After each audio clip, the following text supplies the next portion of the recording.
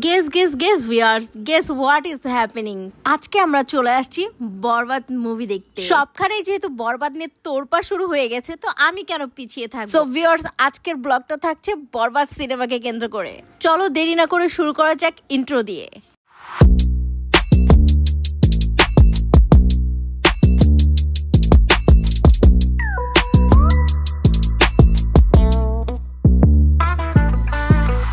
আসসালামু আলাইকুম ভিউয়ার্স, আশা করি সবাই ভালো আছেন। সো আজকে সকাল সকাল চলে যাচ্ছি, সকাল সকাল না, এটা এখন বিকাল হয়ে গেছে।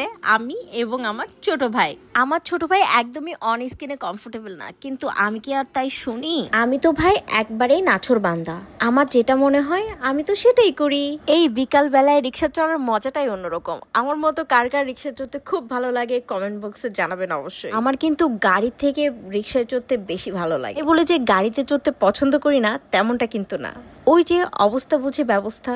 আমাদের বাসা থেকে সিনেমা হল কিন্তু খুব বেশি দূরে নয়। এই প্রথম কোনো সিনেমা দেখার জন্য এত বেশি মরিয়া হয়ে উঠেছি। আমরা যাচ্ছি আজ লায়ন্স সিনেমা হলে সিনেমা দেখতে। সিনেমা হলটি কেরানীগঞ্জের মধ্যে বাবুবাজার ব্রিজের পাশেই।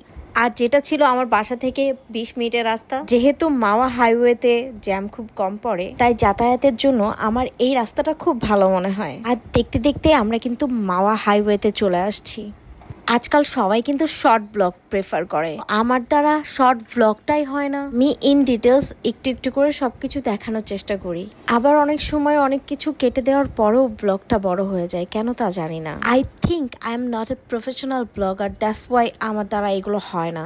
আমরা মাওয়া হাইওয়েতে রিক্সা দিয়ে যাচ্ছি। বাই দ্য ওয়ে, যেটা বলা হয় নাই, এটা কিন্তু আমার ছোট ভাইয়ের দেখা সর্বপ্রথম মুভি, যেটা সে হলে গিয়ে দেখবে। আর আমার ছোট ভাই আমার থেকে বেশি এক্সাইটেড। আর এই তো আমরা সিএনজিতে উঠে পড়লাম রিক্সা ছেড়ে দিয়ে।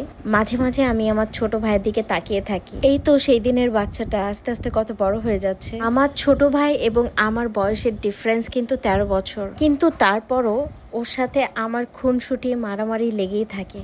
আসলে এটাই তো ভাই বোন। আর আমার ভাই আমার কাছে সন্তান তুল্য। আমার ভাইকে আমি নিজের সন্তানের মতোই স্নেহ করি এবং ভালোবাসি। আমার ভাইয়ের সাথে আমার আন্ডারস্ট্যান্ডিং কিন্তু খুব ভালো। আর ভাই আর আমি একসাথে থাকলে আমাদের কিন্তু অন্য কোনো ফ্রেন্ডের দরকার পড়ে না। দেখতে দেখতে আমরা কিন্তু পোস্তখোলা ব্রিজ পার হয়ে যাচ্ছি।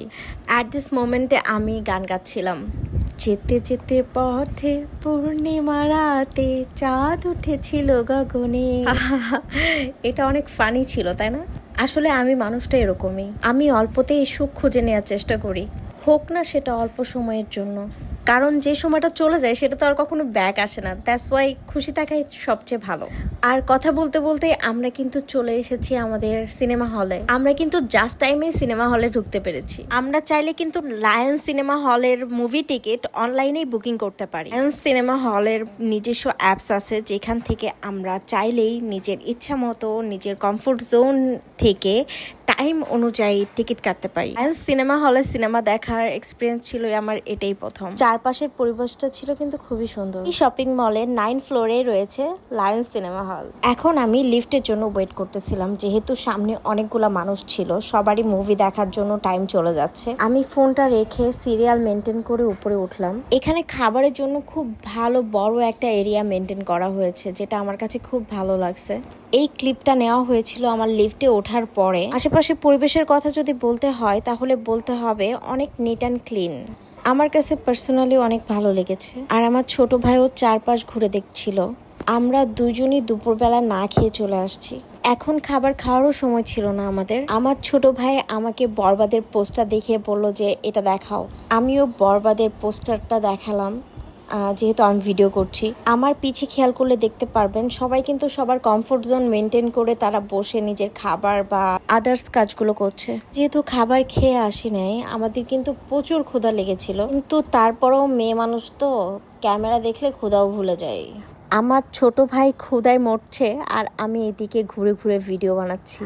তারপর আমার ছোট ভাই আমাকে ইনফরমেশন দিল সাকিব খান আরো বড় পোস্টার আছে সামনে। ক্ষুধার কথা তো মনেই ছিল না, আরো দৌড়াতে দৌড়াতে আরো সামনে গেলাম। সামনে আগাতে দেখি সাকিব খানের পোস্টার, তাও আবার বরবাদের। তাহলে কি মাথা ঠিক থাকে বলেন? এই তো পোস্টারের সামনে দাঁড়িয়ে রং ঢং শুরু করে দিলাম, আর আমার ছোট ভাই আমার পাগলামি দেখছে আর হাসছে। আমি সাকিব খানের ফ্যান কতটুকু এটা বলতে পারবো না, কিন্তু বরবাদের ফ্যান হয়ে গেছি ভাই। এই ছবি তুলতে তুলতে আমাদের মুভির টাইম চলে যাচ্ছে, তারপর দৌড়াতে দৌড়াতে গেলাম উপরে উঠে, দেখি খাবারে একটা সুন্দর ক্যান্টিন, আর লেগেছিল ক্ষুধা, না নিয়ে পারি। আমি জলদি জলদি ক্যান্টিনের সামনে গেলাম আর মেনুটা চেক করলাম, দেখি কি কি খাবার আছে। এখানে পপ চিকেন, পপকর্ন, দেন বার্গার, জুস, ড্রিঙ্কস সবকিছুই ছিল, এমনকি আইসক্রিমও ছিল। সময়ের অভাবে ভিডিও করতে পারি নাই, তো আমরা জলদি জলদি করে 3টা বার্গার, আমরা পপ চিকেন, পপকর্ন আর বার্গার নিয়েছিলাম। কোনো কথা হবে না ভাই, খাইতে হবে। তারপর হল ঢুকে গেলাম। আমি তো মনে করেছিলাম আমি লেট লতিফ, কিন্তু না, আরো অনেকেই দেরি করেছে আমার মতো। তারপর এই তো মুভি দেখা শুরু করে দিলাম।